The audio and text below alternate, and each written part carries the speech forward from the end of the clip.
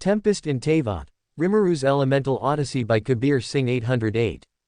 The Price of Tradition. As Rimuru, Ether, and Paimon gathered together in a secluded spot to discuss their next steps, Ether began, glancing toward Rimuru with a serious look. I already informed the Adepti about Rex Lapis's death and the Fatui's potential involvement, he shared, his voice low yet resolute. Rimuru took this in with a nod, reflecting on the Adepti's likely reactions and the tension rising around Liu. Paimon, growing visibly restless, hovered closer to Rimuru. So, what's the plan now? She asked, her tone carrying a mix of eagerness and uncertainty. Rimuru paused, thinking over the strategy for a moment before he spoke. First things first, we need to keep an eye on Chilled and any of his associates. He's definitely up to something big. His eyes narrowed as he scanned the surroundings, ensuring they were alone, and then he continued, actually, I ran into Chilled myself just before meeting up with you. Ether and Paimon both stared at Rimuru in surprise. Wait, you spoke to him already? Ether asked, trying to process this unexpected news. Rimuru gave a firm nod. Yeah, Chilled hinted that the KabirSingh had hidden away the Exuvia, the fake vessel of the Geo-Archon. Then, he offered to arrange a meeting for me with someone who could help us see it. Paimon's eyes went wide as she frowned in confusion. So, what did you say to him? A faint smile played on Rimuru's face as he recalled his cautious response to Chilled. I didn't give him a direct answer. I pretended like I didn't know anything about the KabirSingh's plans. But, I think we should consider taking him up on his offer. Ether and Paimon exchanged surprised looks. Paimon asked skeptically, wait, why would we even think of working with him? Rimuru looked seriously between his friends, his expression thoughtful yet resolved. Because if we play along, we might get closer to others who are involved with the Fatui.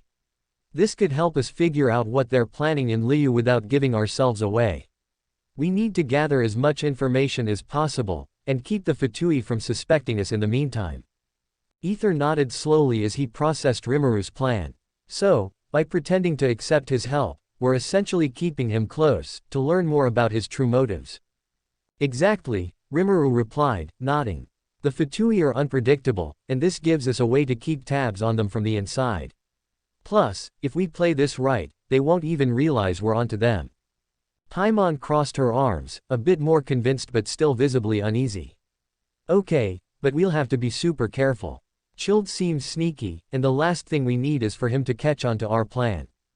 Rimuru chuckled lightly, giving her a reassuring smile. Trust me, I've handled worse. As long as we stick together and stay alert, we'll be one step ahead of the Fatui. He glanced at Ether and Paimon, his voice firm. Let's just make sure we're ready for anything. As the group decided to move forward with their plan to play along with Chilled's act, hoping to gather more information about the Fatui, Rimuru took Ether's hand, and, with Paimon floating beside them, they flew over the night-lit streets of Liu Harbor. The city was quiet, its streets illuminated by lanterns casting a warm, golden glow, and the familiar scent of the sea mingled with spices drifted through the air. Landing just outside the city gates, Rimuru looked at his companions and said, tomorrow, we'll check the Northland Bank and see if Chilled's around. But it's late, and a good night's rest will do us all some good. Paimon's stomach grumbled loudly, punctuating Rimuru's suggestion. She clutched her stomach with an embarrassed laugh. Yup, you're totally right, Rimuru. We haven't eaten in ages, either. With a mutual nod, they made their way toward Wanman Restaurant. The scent of cooking grew stronger, spurring them along the winding streets of Liu Harbor as they passed closed shops and locals packing up for the night. The clinking of cooking pots and the low hum of chatter drew Ether's gaze to a familiar corner. Isn't this where Xiangling works? Ether asked with a grin, recognizing the cozy lights of the restaurant in the distance. Rimuru nodded, his own mood lifting. Yeah, it's been a while since we last stopped by. Wonder if she's still coming up with those creative dishes of hers. Paimon's eyes sparkled, and she clapped her hands in delight. Oh, I can't wait to try one of her new recipes. Her excitement was hard to contain as they neared the entrance, and she launched into an impassioned history of the Wanman restaurant. You know, this place has been here forever. They use only the best local ingredients, and they're famous for dishes like their black back perch stew. It's got all the best flavors of Liu. Ether laughed, hearing the genuine admiration in her voice. Paimon, You really know a lot about food. I'm starting to think you know more about places that serve it than anyone else in Teyvat. Rimuru chuckled, shaking his head as he watched her bounce along the cobbled road, clearly thrilled.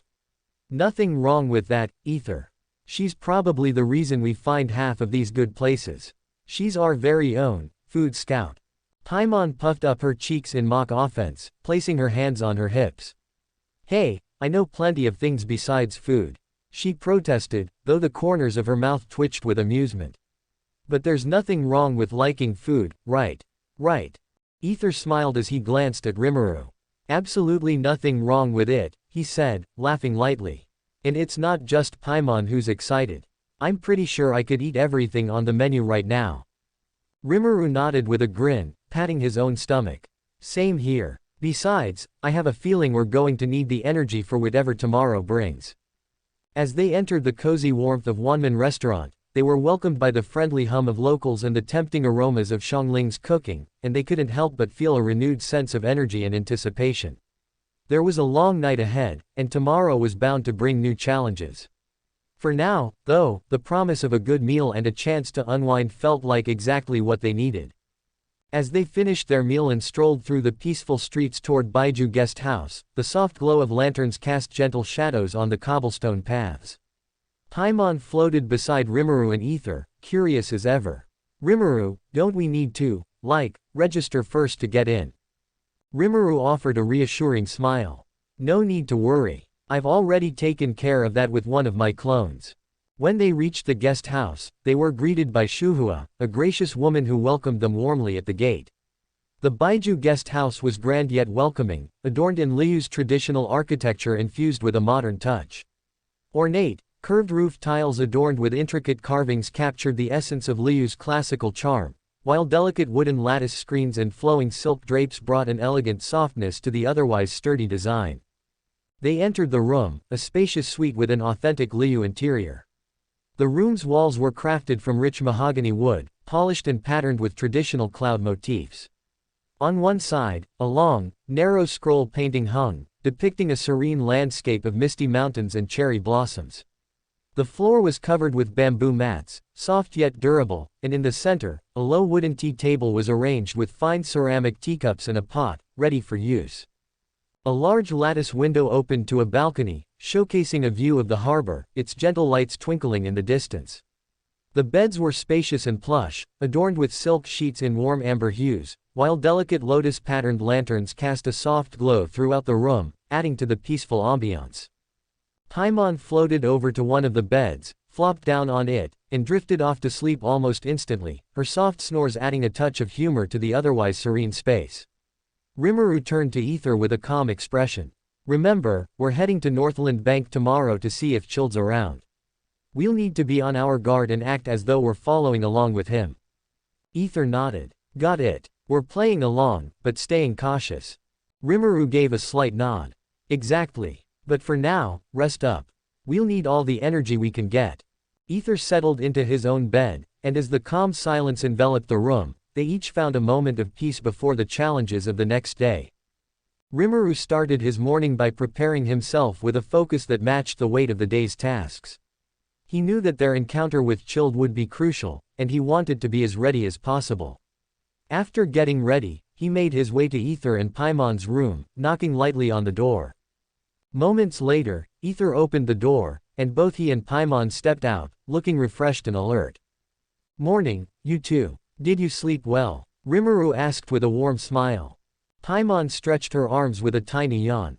Yep, a perfect night's sleep, she said brightly. We're all set for whatever this meeting with Child is about.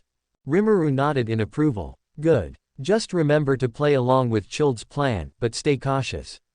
We're going along with him for now, but that doesn't mean we trust him. Both Ether and Paimon nodded, their expressions more serious now as they prepared for the unknowns ahead. With their plan set, the group made their way out of the guest house, stepping into the morning light that illuminated Liu Harbor's vibrant streets. Even at this early hour, the city was full of life. Merchants were setting up stalls, ship bells could be heard in the distance, and the scent of fresh breakfast foods drifted through the air. As they walked through the winding streets of Liu, they finally reached the Northland Bank. The large, imposing building held an air of mystery and suspicion, fitting for an establishment known to have Fatui ties. Standing outside the bank, leaning casually against one of the pillars, was Chilled, his face lighting up as he noticed them approach. "There you are. I knew you'd come around," he greeted with a wide, confident grin, waving them over. Rimuru acknowledged him with a polite nod, though his expression was guarded. "Yes, here we are. But don't get too comfortable. I'm keeping an eye on you, Chilled." Chilled chuckled, brushing off Rimuru's caution with a dismissive wave. "Come on now, you don't have to worry so much. I've actually gone out of my way to find someone who can help you." He paused, glancing at Ether and Paimon. "And what better way to do it than with a traditional business dinner?" Paimon raised an eyebrow. "A business dinner?" Chilled nodded with a sly smile. "Yes, indeed. In Liu, it's customary to discuss matters of importance over a meal. It's all about connection and respect in this culture." He motioned for them to follow. "Trust me, Luli Pavilion is the perfect place for this." As they followed Chilled through Liu Harbor, Rimuru couldn't help but study him closely. Chilled maintained an air of relaxed confidence, as if he had nothing to hide, which only made Rimuru more suspicious. Paimon and Ether walked alongside him, keeping a careful eye on their surroundings, while Rimuru remained watchful, wondering what the Fatui agent had truly planned. The group reached the grand entrance of Luli Pavilion. The restaurant's design was magnificent, a blend of intricate Liu architecture and traditional decor. Ornate red lanterns and carved wooden pillars adorned the exterior, reflecting an elegance that indicated it was a popular spot for Liu's elite. As they climbed the stairs, Chilled continued talking. "You're going to love it here. Luli Pavilion is famous for its food, and this is the kind of place where people in power come to talk. Business, alliances, they're all made over meals like this." Paimon looked around in awe at the elegant surroundings. "Wow, I never thought we'd be dining somewhere so fancy." Rimuru just smiled lightly, watching as Chilled led them further inside.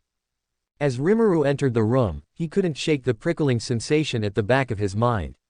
This man, whoever he was, radiated a faint but undeniable aura of divine essence, one that seemed reserved and layered, as though deliberately concealed.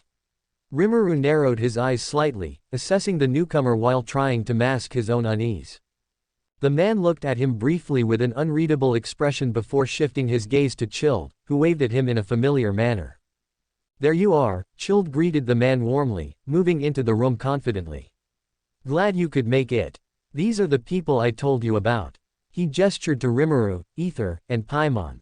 "Everyone, meet Zhongli. He's someone who knows Liu inside and out, and he's agreed to lend us a hand." The man, Zhongli, gave a polite nod, gesturing for the group to take a seat around the table. His movements were graceful, almost calculated, and as he observed them all with calm composure, Rimuru noticed a subtle but powerful presence in him. Rimuru felt certain now that Zhongli was indeed an adeptus or perhaps something close to it, though his aura was carefully contained. Rimuru took his seat with Ether and Paimon close by, keeping his expression composed. Silently, he prompted Seal to conduct a discreet analysis. Inwardly, he thought, "Who exactly are you, Zhongli?" Though he stayed quiet on the surface, every sense remained on high alert. "So, Rimuru, Ether, Paimon," Chilled began, settling down with a casual air, "Zhongli here is not only knowledgeable about Liu's history but also has a rather unique perspective on the current state of things." He glanced over at Zhongli.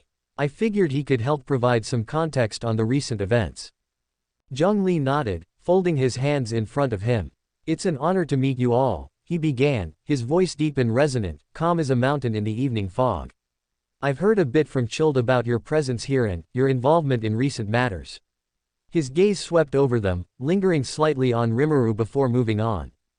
Rimuru offered a faint smile, sensing the underlying intensity behind Zhongli's composed demeanor.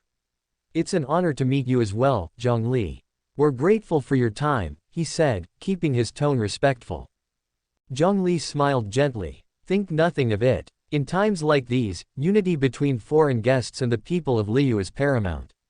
His gaze became thoughtful, and he continued, "I understand that you've had encounters with beings of extraordinary power recently, as well as entities that do not belong to this world. I am curious, how have you come to understand them?" Rimuru exchanged a quick glance with Ether and Paimon, sensing that Zhongli was feeling out his knowledge. I suppose one could say that I have an understanding of unique forces, Rimuru said carefully. But sometimes, even I encounter mysteries that defy easy answers. Zhongli nodded thoughtfully. Indeed, we live in a world where the boundaries between the known and the unknown are sometimes thin. The faint tension lingered in the room, each of them acutely aware that there was far more to be said.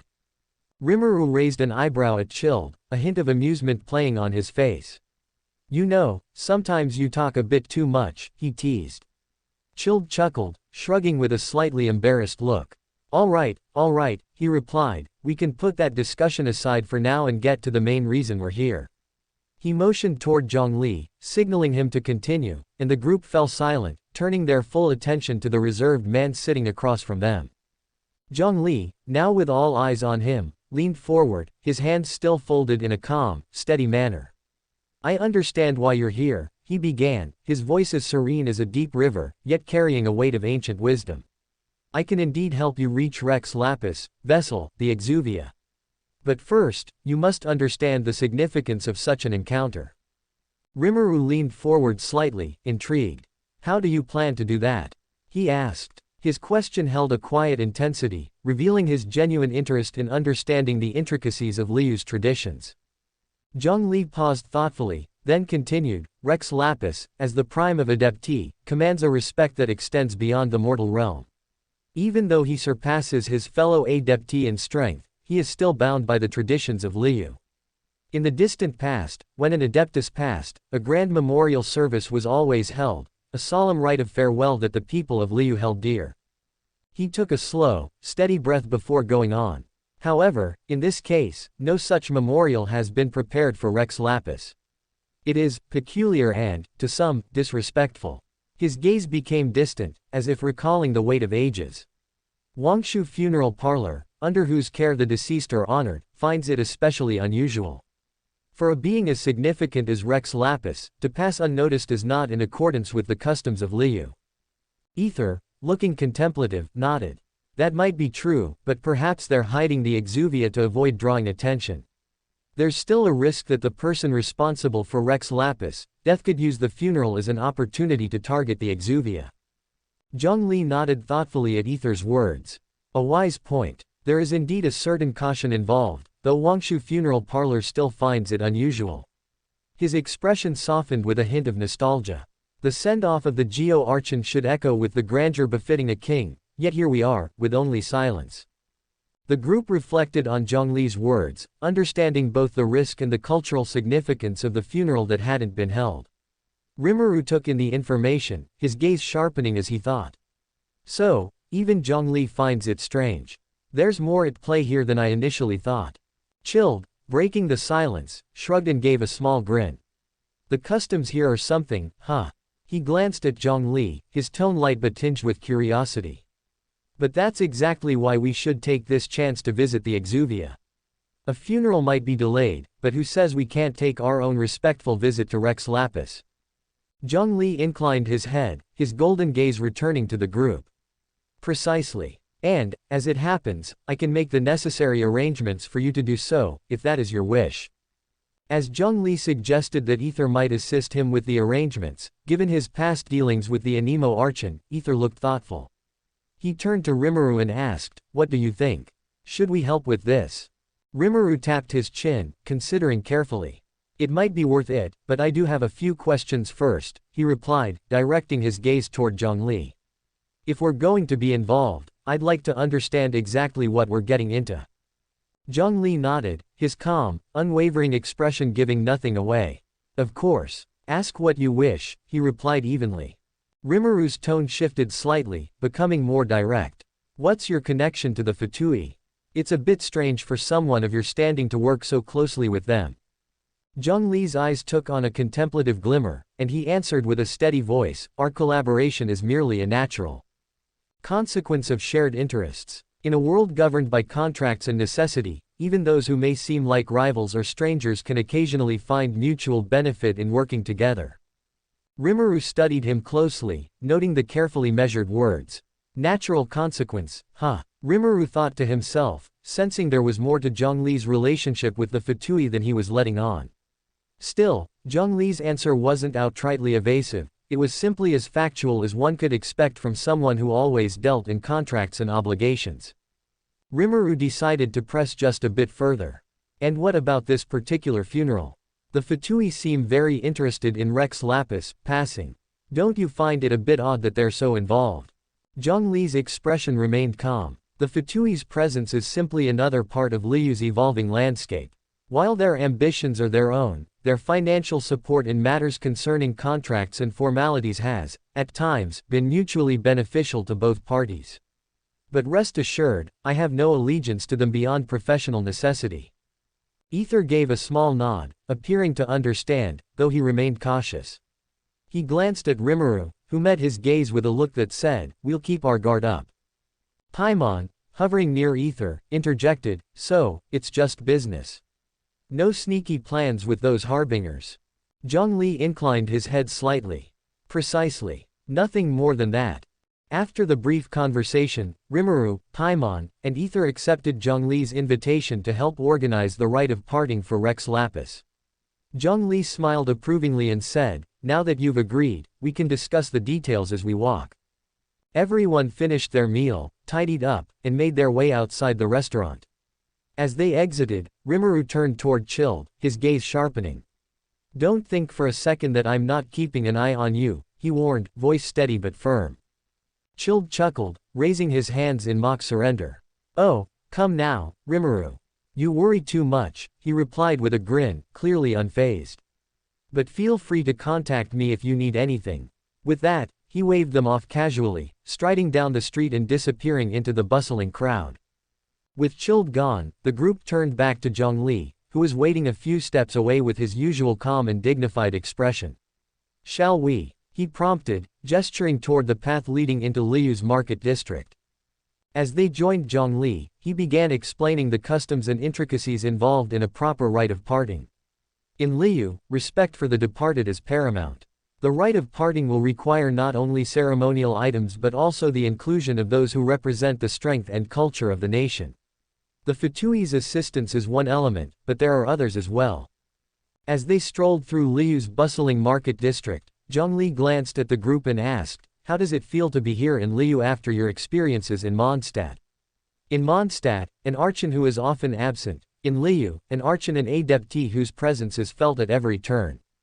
Rimuru considered Zhang Li's question thoughtfully before answering.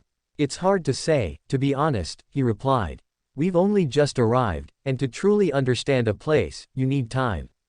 But if you're asking about the atmosphere," he continued, glancing around at the lively vendors and shoppers, "I'd say I like both for what they are. Mondstadt's freedom, Liyu's order, each has its charm." Ether and Paimon nodded in agreement, and Paimon chimed in, "Yeah. They're both so different, but they both feel vibrant in their own way." Zhang Li's gaze softened, his expression calm and approving. "Wise thinking," he responded, nodding. "A judgment made too hastily is often an untrue one. And each place is rich with its own life force and character." The group continued along the market road, taking in the sights, sounds, and aromas of street foods and spices, merchants calling out to passers-by, and townsfolk engaged in conversation. They soon stopped in front of a shop selling an array of gleaming stones, set in wooden displays under the bright morning sun. "Here," Zhang Li said, pausing as he observed the shop's display. "We'll find the first item needed for the rite of parting, Noctilucus jade." Paimon leaned in closer, eyes wide as she gazed at the stones. "Whoa, they're so shiny. Are all of these Noctilucus jade?" "Not all," Zhang Li replied with a faint smile. Noctilucus jade is known for its unique bright blue luminescence, glowing softly in the dark. It represents resilience and power, qualities that Rex Lapis valued. Ether examined a small piece of the jade, observing its slight glow. "It's beautiful. And fitting, given its significance. So, how much do we need?" he asked, looking to Zhang Li. "Stone of radiant grade quality will do," Zhang Li replied. "We'll select a piece that captures both the strength and spirit of Rex Lapis. It must be worthy of an archon." Rimuru nodded, intrigued by the significance placed on each item they'd be gathering. "Liyu truly holds its archon in high regard," he remarked. Zhang Li turned to him, a thoughtful expression on his face. "Indeed. For thousands of years, Rex Lapis has protected and guided this nation. Every offering is a token of our gratitude, a way to honor his memory and legacy. You may find it different from the customs of other lands. The group marveled at the radiant blue Noctilucous jades on display, their soft, luminous glow capturing the attention of everyone. Shito, the shop owner, greeted them warmly. Welcome to Jade Mastery, my good friends. How about trying your luck with some jade betting today? Rimuru gave a polite but firm nod, cutting through the initial formality. We're not here for betting. We came specifically for high-quality Noctilucous jade, the radiant grade if possible. Shitu's face lit up with understanding, his tone now more respectful. Ah, not tourists then. My apologies for the misunderstanding. He quickly moved to a small, neatly arranged storage section behind the counter, retrieving 3 pieces of the Noctilucous jade. As he carefully placed them on the table, he added, "Look here, my friends. Rex Lapis himself didn't often bless us with Noctilucous jade of this caliber. Go ahead, take your pick." Rimuru leaned in, examining the stones closely, admiring the intricate swirls of blue and faint glows that made the rocks appear almost otherworldly. The quality was impeccable, and he sensed their power just by being near them. He then turned to Zhongli, seeking his input. "What do you think, Zhongli?" With his usual calm confidence, Zhongli smiled slightly and met Rimuru's gaze. "Ah, so you wish for me to make the choice. Very well. Then, without hesitation, he turned back to Shito and declared, "We'll take all 3. Both Ether and Rimuru exchanged wide-eyed looks, and even Paimon gasped in surprise. Rimuru quickly gestured for everyone to step away from the counter, guiding Zhongli a short distance from the stall to avoid being overheard. "Hey, Zhongli," Rimuru began, keeping his tone controlled but clearly surprised, "why would you choose all 3? Aren't we supposed to pick just one?" Zhongli's expression remained calm, though a slight crease appeared on his forehead as he pondered. "Is there an issue with purchasing them all?" he asked, looking genuinely puzzled. Paimon floated closer, crossing her arms and giving Zhongli a disbelieving look. "Ah, yeah, it's way more expensive. We didn't plan to spend that much." She shook her head in frustration. "You can't just decide to buy everything without even thinking about money." Zhongli paused, visibly considering her words for a moment. It appears I may have overlooked this particular aspect of the transaction," he said thoughtfully, as if the matter of currency was some newly discovered concept. The group collectively sighed, with Paimon dramatically slumping in the air as if exhausted by Zhongli's reasoning. She muttered, "How can someone so smart not think about money?" Zhongli, unfazed, replied serenely, "There are matters far more important than Mora in this world. For example, a proper farewell for Rex Lapis. To give anything less than our best would not honor his legacy." His words carried a quiet strength, and even Paimon seemed taken aback by his sincerity. Rimuru chuckled lightly, shaking his head with an understanding smile. "I get it. But let's not break the bank just yet, alright? Maybe we can talk to Shito about picking one that has the qualities you're looking for." Zhongli nodded, his expression unchanging but agreeable. "Very well, if that is how you wish to proceed. After all, it would be impolite to exhaust one's resources before the preparations are even completed." Rimuru looked thoughtfully at the Noctilucous jade pieces laid out before him, then turned to Zhongli with a curious expression. "So, what do you think, Zhongli? What qualities does a radiant-grade Noctilucous jade have?" Zhongli raised an eyebrow, slightly puzzled by Rimuru's question. "Why do you ask?" he replied, studying Rimuru's face. Rimuru smiled slyly, gesturing for Zhongli to continue. "Just humor me," he said. Nodding, Zhongli began to explain. "A radiant-grade Noctilucous jade is unique in its properties. It possesses a high affinity for pyro energies. In other words, the bluer and brighter its glow becomes under heat, the higher its grade." Rimuru listened closely, absorbing the information. "Got it," he replied with a nod before heading back to the shop counter. Shito, the owner, perked up as he approached. "Have you made a decision, good sir?" Shito asked, his hopeful smile showing his eagerness. Rimuru gave a calm nod, glancing at the jades before him. "I'll need a moment. Could you provide me with a sample of each of these 3 jades?" The request visibly unsettled Shito, who hesitated, his voice a bit shaky as he responded. "Ah, a sample, sir. But, if you don't purchase anything, it would be risky. You see, these are of exceptional value. Rimuru leaned in reassuringly. A sample no bigger than a speck of dust will do. Nothing that could harm the quality of the pieces. Behind Rimuru, Ether raised a skeptical eyebrow. Just a speck. Shouldn't we ask for something a bit bigger? Rimuru turned to Ether with a grin. Trust me on this one. Though still uneasy, Shido nodded, gingerly scraping the smallest of samples from each jade and handing them to Rimuru. Here you go, he said, watching carefully. As Rimuru held the samples in his hand, he gave a subtle nod as he made his way a little further from the shop and absorbed the samples into his body, calling out to Seal internally. Seal, you know what to do. Already analyzing, Ciel's voice echoed in his mind, quick and efficient as ever. After a few seconds, she relayed the result, confirming which piece had the best qualities they were looking for. Rimuru turned back to the counter with confidence. Shito, Zhongli, Ether, and Paimon all watched curiously as he pointed toward the third jade piece. We'll take that one, he announced. Shito beamed, clearly pleased with the decision. Ah, an excellent choice. Zhongli, observing Rimuru's confident choice, gave a small nod of approval, impressed by the efficiency and decisiveness of his choice. Rimuru accepted the jade and handed over the agreed-upon amount of mora, grateful for Ciel's help in ensuring they got the best piece. Paimon, however, couldn't resist her curiosity, tugging at Rimuru's sleeve. So, how did you figure out which one was the best? You didn't even have to heat them up or anything. Rimuru chuckled, patting Paimon on the head. Just a little skill I picked up along the way. With the jade securely in hand, the group turned to Zhongli, ready to continue the preparations for the rite of parting. As Zhongli mentioned that they needed to head to Yujing Terrace, where the rite of parting would be held, the group set off through Liu Harbor, navigating its bustling streets and vibrant market stalls. While they walked, Rimuru glanced down at the bag of mora Chilled had handed over earlier and let out a sigh. Looks like it's empty, he commented, holding up the noticeably light bag. Zhongli turned towards him, a small, knowing smile playing on his face. Indeed, it seems our funding has dwindled.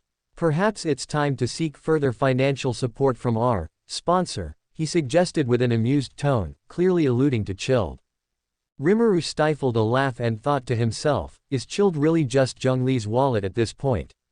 Despite the thought, he kept his expression neutral, nodding along as they made their way up the steps leading to Yujing Terrace. When they arrived at the terrace, an expanse of stone platforms overlooking the stunning landscape of Liu, they placed the carefully chosen Noctilucous jade onto the designated altar. The brilliant blue stones glimmered in the sunlight, casting a serene glow over the terrace. Zhongli stepped forward and, with practiced ease, arranged the stones into their places for the ceremony. With a satisfied nod, Zhongli turned to the group. It is done, he announced, his voice carrying a reverent tone. I have already summoned a master jewelsmith to shape the jade into the ceremonial implements we will require. They should be ready soon. After collecting the Noctilucous jade, Rimuru turned to Zhongli, curiosity gleaming in his eyes. So, what should we do next? He asked. Zhongli thoughtfully replied, our next task is to prepare perfumes for the rite of parting. But these aren't just any perfumes, he said, pausing as Paimon's eyes sparkled with excitement. The perfumes must be freshly crafted using silk flowers. At this, Paimon jumped in with enthusiasm, oh, so we're going to buy the perfumes. Let's head to the market and grab what we need. But Zhongli halted her excitement with a raised hand. No, the perfumes we'll use in the rite must be handmade, not bought. The fragrance of freshly processed silk flowers carries an elegance that is crucial for solemn ceremonies such as this. Rimuru crossed his arms thoughtfully. So we're looking for silk flowers. Is there a specific type we need? He asked, keenly aware that such details often held greater importance than they first seemed. With a slight nod, Zhongli explained, yes, there are 3 types required: Golden House Maiden, Valley Weaver, and Fate's Yearning silk flowers. Rimuru considered this carefully, inwardly consulting Seal. He had collected many types of flowers in passing, and he wondered if any would match what Zhongli described. Ciel's response came smoothly. I've already analyzed these flowers and stored replicates. You have all 3 varieties in your storage. Grinning, Rimuru raised his hand, extending his palm toward Zhongli. A gentle, ethereal glow formed as several exquisite silk flowers materialized, each with delicate petals in hues of soft pink, purple, and a striking gold. Paimon, watching with fascination, gasped in surprise as the flowers glimmered under the daylight. Handing the flowers over, Rimuru noted Zhongli's slight surprise. Zhongli accepted them, taking a closer look at their flawless quality. "Whoa!" Paimon exclaimed, hovering close to the flowers in Zhongli's hands. "Rimuru, you never told us you knew magic like this." Zhongli studied the flowers, then glanced at Rimuru with intrigue. "This isn't magic in the conventional sense. This appears to be a form of advanced spatial manipulation, perhaps a pocket dimension." Rimuru shrugged with a small, amused smile. "Something like that. It has its uses." He appreciated Zhongli's calm reaction, noting that not much seemed to faze him. "A remarkable talent indeed," Zhongli said, examining the flowers with reverence. "These are truly flawless and will be more than suitable for the rite." As Zhongli nodded in agreement, he explained the need to process the flowers into perfumes. Rimuru face-palmed, letting out a chuckle. "You could have mentioned that earlier, Zhongli." With a playful grin, Rimuru gestured for him to hand over the flowers. "I'll handle this part. Why don't you go with Ether and Paimon to gather the other things we need? I know just the place to process these perfumes." Ether looked at Rimuru, slightly concerned. "Are you sure? Perfume making is a delicate process." Rimuru's smile was confident yet reassuring. "Trust me, I've got this covered." Turning back to Zhongli, he added, "Take your time gathering the other supplies. I'll meet you later." With that, Rimuru turned and walked off, waving as he headed down the busy street, disappearing into the bustling crowd. As Zhongli watched Rimuru leave, he noted the ease with which Rimuru took on complex tasks without hesitation. Intrigued, he looked to Ether and Paimon. "Your friend there, he's quite mysterious, isn't he?" Ether nodded in agreement. "Yeah, he's always surprising us." Paimon chimed in, crossing her arms with a knowing smile. "At this point, Rimuru can practically do everything." Zhongli paused, lost in thought, wondering more about Rimuru's origins and his extraordinary abilities. But pushing his curiosity aside, he turned his attention back to Ether and Paimon. "Now, we have one more essential item to gather, the cleansing bell. You'll need to visit Madame Ping at the Yujing Terrace. She should be able to provide it." Paimon looked at Zhongli with surprise. "Wait, you're not coming with us?" Zhongli offered a small, enigmatic smile. "I have a few matters to attend to. I'll join you later at the Statue of the Seven, just outside Liu Harbor." Ether and Paimon exchanged puzzled glances, but ultimately nodded in agreement, setting off toward Yujing Terrace.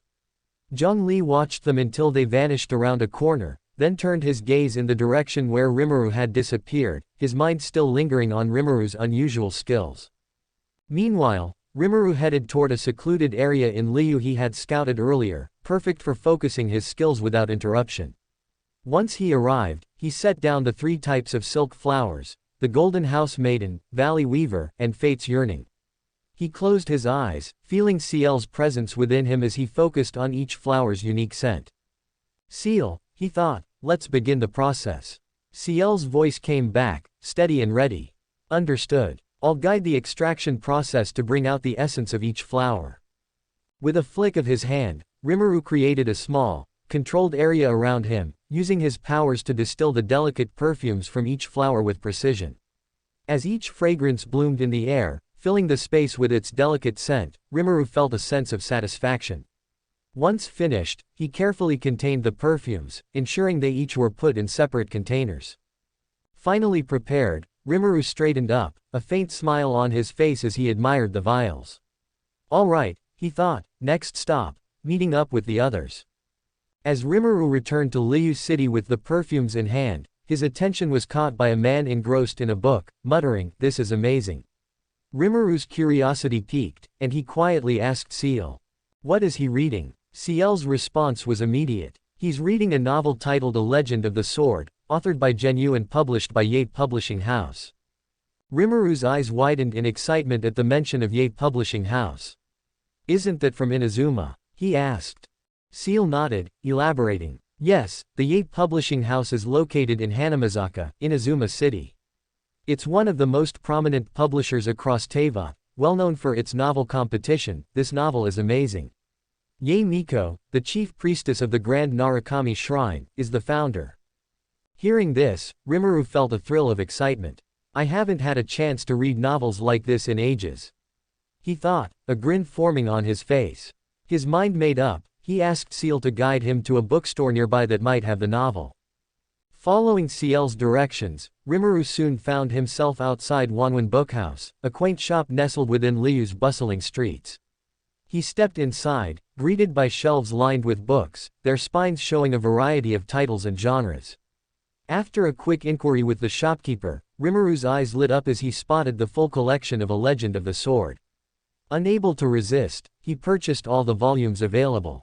With his haul in hand, Rimuru found a quiet bench nearby and settled in, diving eagerly into the world of swords, battles, and legends.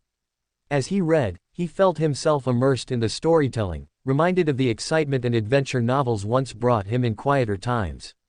Rimuru savored it as he awaited the next step in his journey through Liu. As Rimuru finished reading the novel, he leaned back and thought to himself, that was a nice feeling.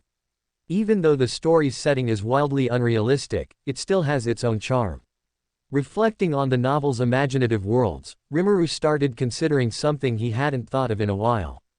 Hey, Seal, he asked internally, do you think I could also publish some novels here in Teyvat? Seal replied promptly, yes, master. You can publish your own novel if you'd like.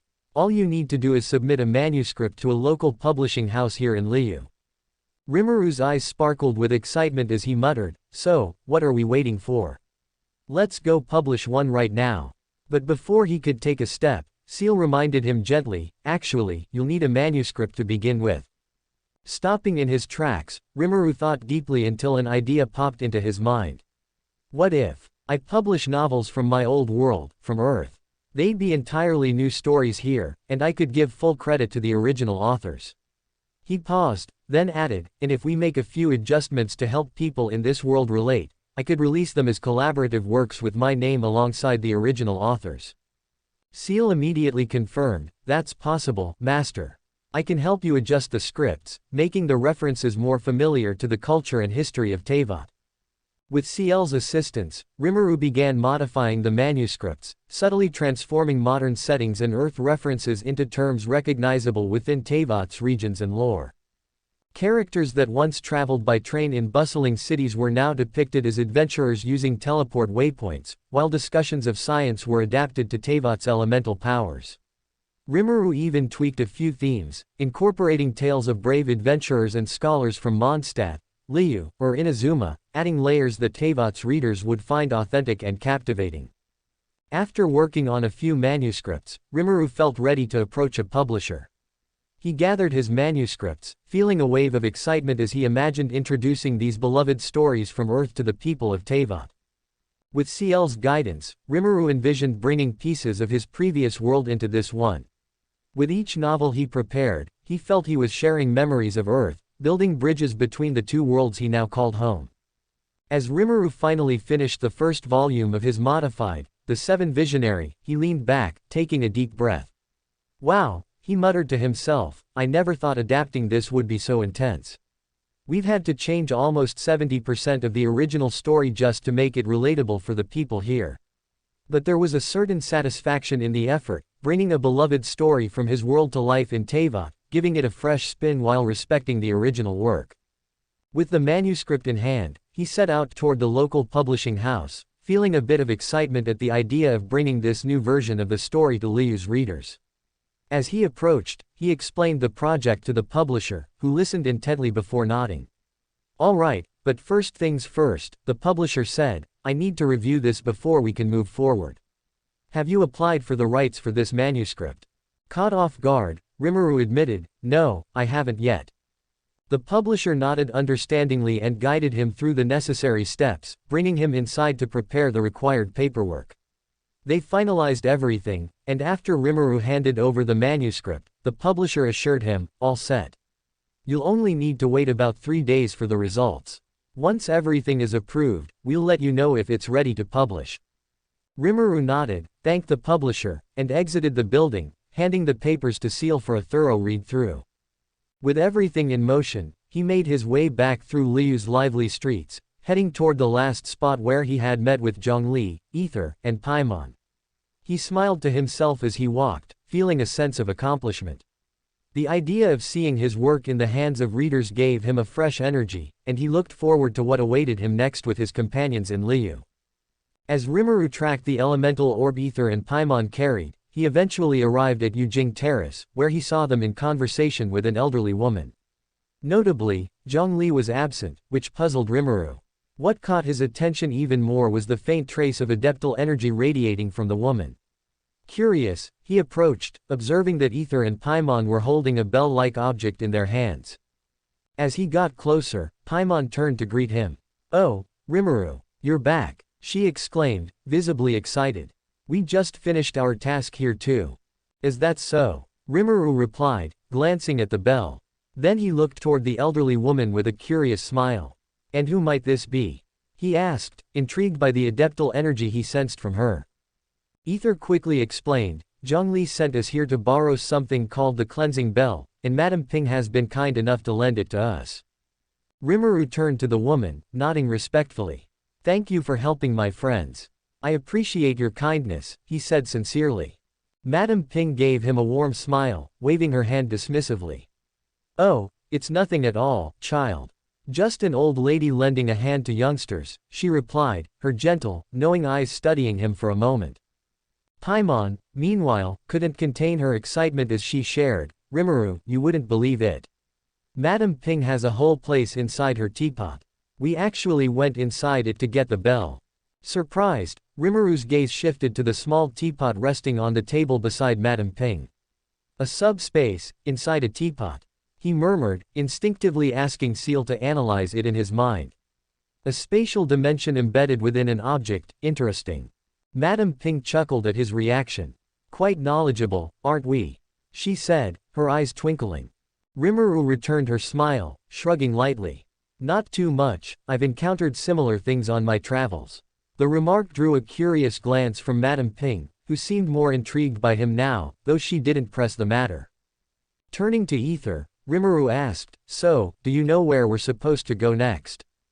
Ether nodded confidently. "Yes, Zhongli mentioned that we should meet him by the statue of the Seven just outside the city."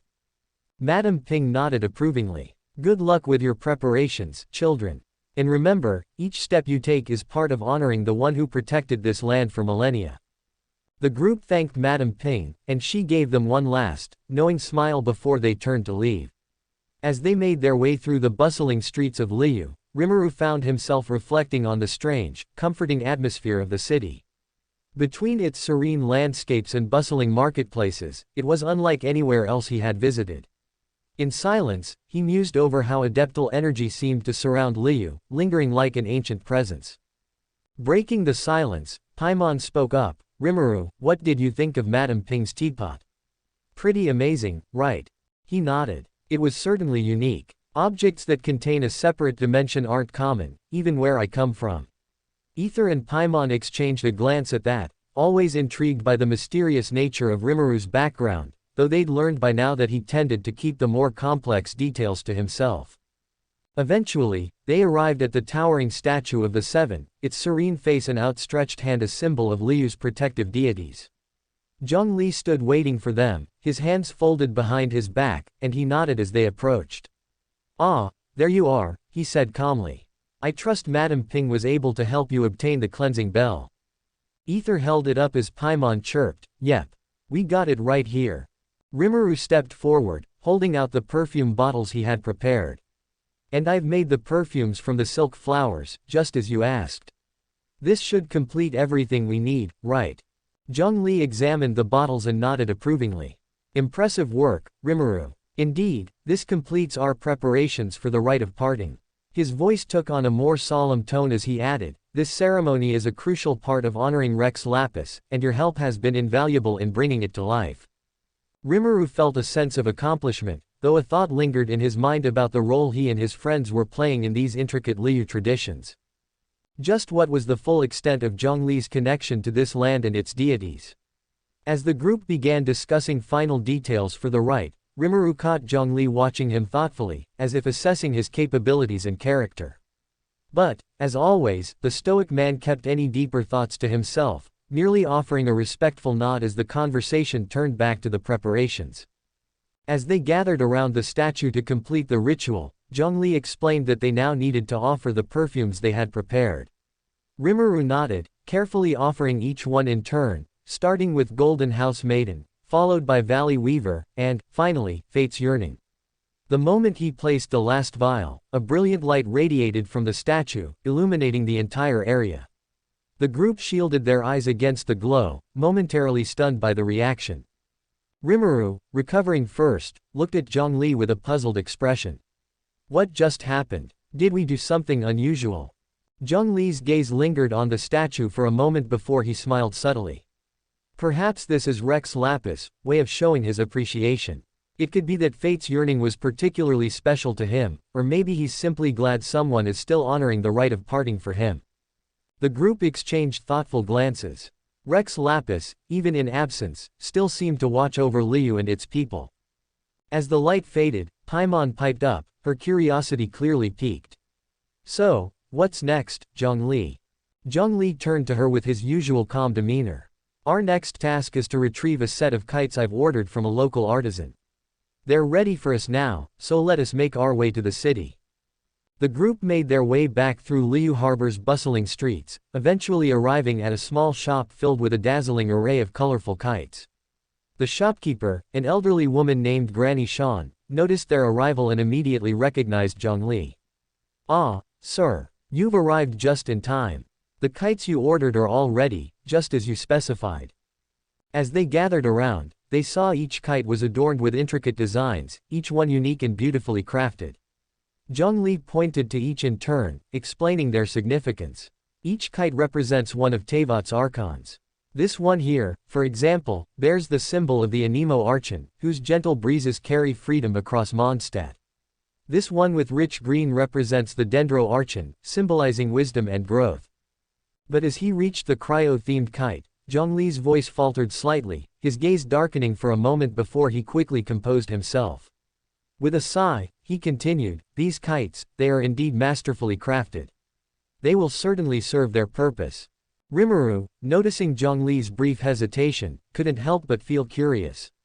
Zhongli, you seemed troubled when you mentioned the cryo one. Is there something about it that's difficult for you? Zhongli looked at him thoughtfully, considering his words. After a pause, he sighed and explained, the cryo Archon, once, she was known as a gentle and beloved deity, embodying compassion and warmth. But over time, her nature changed. As you may know, she now leads the Fatui, a group that sows discord and imposes her will across Teyvat. Ether and Paimon both nodded, with Paimon murmuring, ah, you're talking about her, we've heard how ruthless the Fatui can be. Rimuru remained silent, studying Zhongli's expression. There was something more in his tone, something deeper, but it was clear Zhongli didn't intend to say much more. Choosing not to press further, Rimuru nodded and let the moment pass, understanding that some wounds ran too deep for words. As they finalized the kite purchase, Zhongli turned towards Rimuru, looking like he was about to bring up the payment. But Rimuru, picking up on a familiar aura, glanced over his shoulder just in time to see Chilled approaching with a wave and his usual confident grin. I don't think we need to worry about payment, Rimuru remarked as Chilled arrived. Chilled chuckled, handing a generous sum of mora to Granny Shan. You're absolutely right, my friend. I'll take care of it. He gave a quick nod to Granny Shan, who thanked him warmly before heading back to her kites. So, how are the preparations coming along? He asked, turning back to the group with a curious gleam in his eyes. Zhongli smiled and nodded. Thanks to our friends here, things are progressing quite smoothly. I believe the rite will proceed without any issues. Chilled grinned at that, looking at Rimuru and Ether with an approving nod. That's exactly what I'd expect from such capable hands, he said, but Rimuru caught a glint of something calculating in Chilled's expression.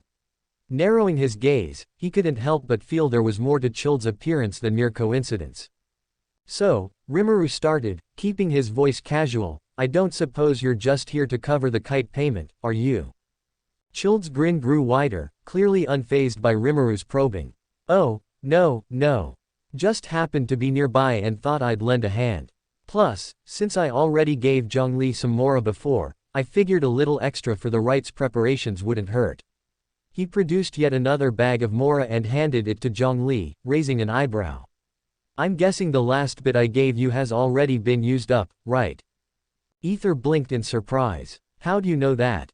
Chilled chuckled, his expression almost smug as he threw a sidelong look at Zhongli. Let's just say I know Zhongli's habit of not keeping track of costs.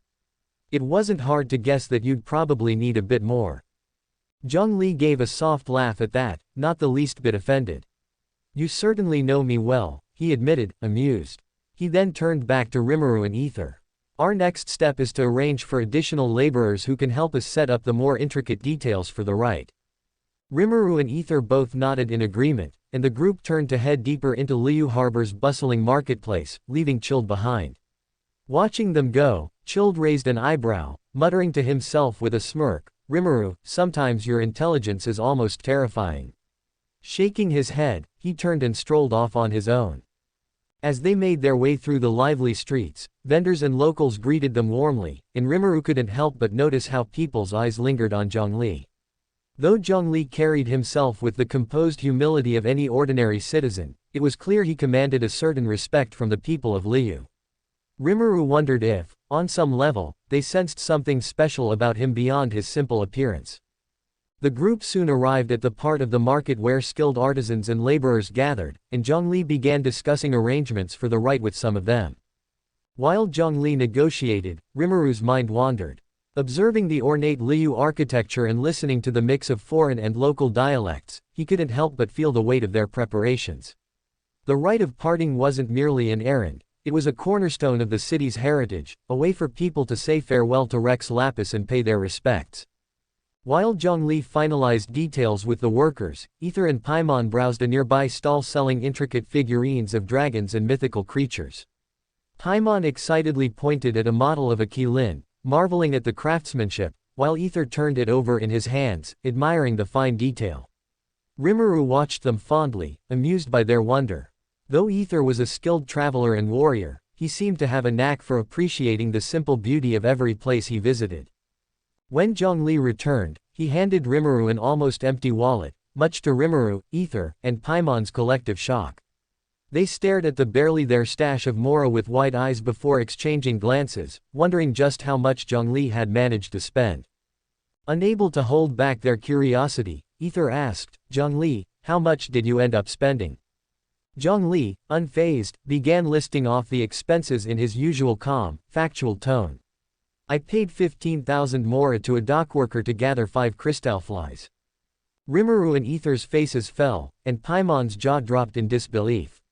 Seeing their reactions, Zhongli continued, I then gave another 25,000 to a person named Tak for a day of odd jobs at Yujing Terrace.